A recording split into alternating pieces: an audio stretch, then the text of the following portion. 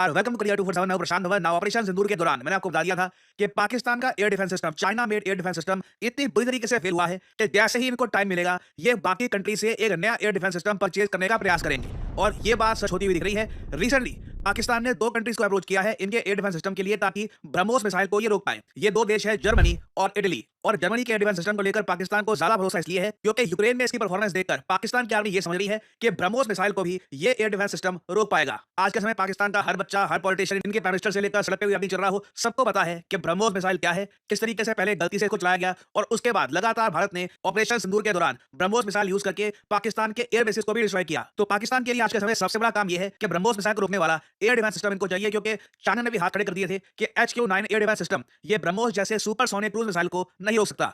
और जर्मनी और इटली के ये जो दो एयर डिफेंस सिस्टम्स हैं, इनके नाम आपको पता होने चाहिए। जर्मनी का है IRST। जी हाँ, ये है जर्मनी का एयर डिफेंस सिस्टम। ये न्यूज में तब आया था जब जर्मनी ने ये एयर डिफेंस सिस्टम पकड़ा दिया यूक्रेन को, ताकि रशियन मिसाइल्स को रोका जा सके। और इस एयर डिफेंस सिस्टम ने काफी अच्छी परफॉर्मेंस दी है फॉर यूक्रेन। फिर है इटली का कैमर। नाउ कैमर मिसाइल डिफेंस सिस्टम की परफॉर्मेंस उतनी अच्छी थी नहीं, तो इसलिए बताया जा रहा है कि जर्मनी भी क्वाइटली चुपचाप प्रमोट कर रहा है अपना RS missile defence system Pakistan को, और पाकिस्तान भी चाहता है कि German RS missile defence system ये परचेज कर ले। और अगर यहाँ पे आपका सवाल ये है कि क्या जर्मनी पाकिस्तान को वेपन्स भेज देगा, यूएस ने लंबे समय से पाकिस्तान को वेपन बेचे नहीं है, तभी पाकिस्तान बार बार जाता है चाइना के पास।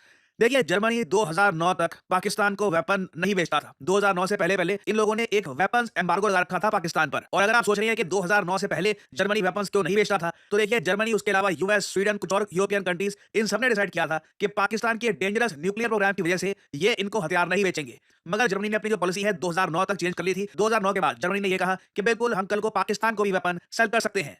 मगर तब से लेकर अब तक जर्मनी पाकिस्तान के बीच में कोई मेजर डिफेंस डील हो नहीं पाई। और अब आज के समय डिफेंस सर्कल्स में बात ये चल रही है कि जर्मनी का जो IRST है ये एक ऐसा मिसाइल डिफेंस सिस्टम है जिसको लेकर पाकिस्तान बहुत एक्साइटेड है। पाकिस्तान मानता है कि जिस तरीके से जो रशियन P-800 ऑनिक्स मिसाइल है ना, यहाँ पे आपसे मैं सवाल पूछूंगा, ब्रह्मोस मिसाइल भारत के लिए इतना ज्यादा यूजफुल साबित हो रहा है, आपके माइंड में आता होगा कि ये ब्रह्मोस मिसाइल बनाया तो इंडिया और रशिया दोनों ने मिलकर है, तो इसकी जो टेक्नोलॉजी है रशिया के पास भी है, तो रशियंस ब्रह्मोस मिसाइल को यूज क्यों नहीं करते? वेल, रशियंस के पास ब्रह्मोस मिसाइल नहीं है, ये लोग ब्रह्मोस मिसाइल जैसी टेक्नोलॉजी वाला खुद का एक मिसाइल यूज करते हैं जिसका नाम है P-800 ऑनिक्स। और रशिया ने ये मिसाइल पूरे यूक्रेन पर बहुत सारे बरसाए हैं, और यूक्रेन के लिए ये मिसाइल एक बहुत बड़ी प्रॉब्लम थी अंटिल जर्मनी का IRST मिसाइल डिफेंस सिस्टम नहीं आया। इस मिसाइल डिफेंस सिस्टम ने काफी सारे P-800 मिसाइल्स को शूट डाउन कर दिया। और जब ये सब हो रहा था ना, पाकिस्तानी मिलिट्री ये सब देख रही थी कि अच्छा, इंडिया का जो ब्रह्मोस मिसाइल है जो काफी हद तक P-800 ऑनिक्स जैसा है, अगर इसको रोकना है ना तो जर्मन मिसाइल डिफेंस सिस्टम हमको चाहिए होगा, क्योंकि it is proven in war. China जो भी बोले, ठीक है, चाइना का कुछ भरोसा नहीं है। वो बोल देंगे कि ये HQ-9 का न्यू वेरिएंट है, ये HQ-19 है, HQ-100 है, कुछ भी है। द रियलिटी इज ऑपरेशन सिंदूर ने पाकिस्तान के एयर डिफेंस सिस्टम को बुरी तरीके से एक्सपोज करके रख दिया है।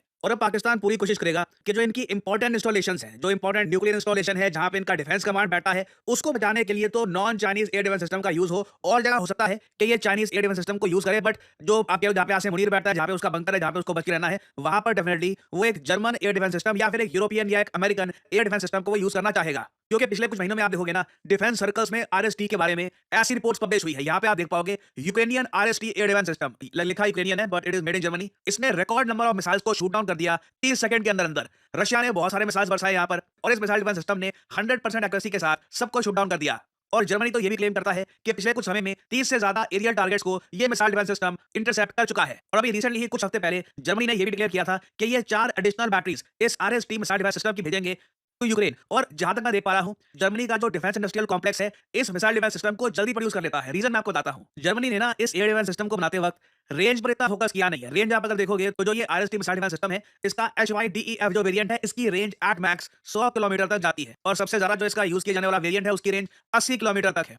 कंपैरिजन के लिए अगर हम देखें S-400 मिसाइल डिफेंस सिस्टम को, तो उसकी रेंज लिटरली 400 किलोमीटर तक की है। नाउ यहाँ पे आपको समझना होगा, S-400 मिसाइल डिफेंस सिस्टम और RS मिसाइल डिफेंस सिस्टम का कोई मैच नहीं है। अगर RS missile defence system genuinely S-400 के बराबर होता या फिर इससे बेहतर होता, भारत और चाइना दोनों इसको परचेज कर चुके होते। ये अपने आप में S-400 की टेस्टिमेंट है कि चाइना के पास HQ-19, HQ-9 दुनिया भर के डिफेंस सिस्टम्स हैं, तब भी इन लोगों ने रशिया का S-400 missile defence system purchase किया, और लगा है कि China in the future S-500 को भी परचेज करेगा। तो RS कहीं से भी S-400 या इवन S-300 जैसा नहीं है, बट ये अपनी स्टडी में एक अच्छा एयर डिफेंस सिस्टम है जो 100 किलोमीटर की रेंज में, अगर इसका आप सबसे एक्सपेंसिव वेरिएंट परचेज करते हैं, अच्छी प्रोटेक्शन, ठीक ठाक प्रोटेक्शन ऑफर कर सकता है। और सिंस इसकी रेंज काफी कम है, बताया जा रहा है जर्मनी इसको मास प्रोड्यूस भी कर सकता है। तो इसकी अगर डिलीवरी मान लो, हाइपोथेटिकली स्पीकिंग, जर्मनी पाकिस्तान इसकी डील साइन कर लेते हैं, क्योंकि रिसेंटली जिस तरीके से पाकिस्तान को लोन बांटे जा रहे हैं, वर्ल्ड बैंक का लोन, एशियन डेवलपमेंट बैंक का लोन, IMF का लोन, इससे पाकिस्तान के पास एक्स्ट्रा कैश पक्का बचेगा अपनी मिलिट्री के लिए। ऑलरेडी बात चल रही है कि पाकिस्तान अपना डिफेंस बजट इस बार और बढ़ाने वाला है, तो उस केस में बिल्कुल हाई पॉसिबिलिटी है कि ये German made air defence system purchase कर ले, क्योंकि इनकी खुद की पब्लिक कह रही है कि इनके पास कोई प्रॉपर एयर डिफेंस सिस्टम है नहीं। They do not feel safe. India ने कल को फिर से अटैक कर दिया ब्रह्मोस से, तो ये लोग क्या करेंगे? नाउ अगर इंडियन पर्सपेक्टिव से अगर हम बात करें,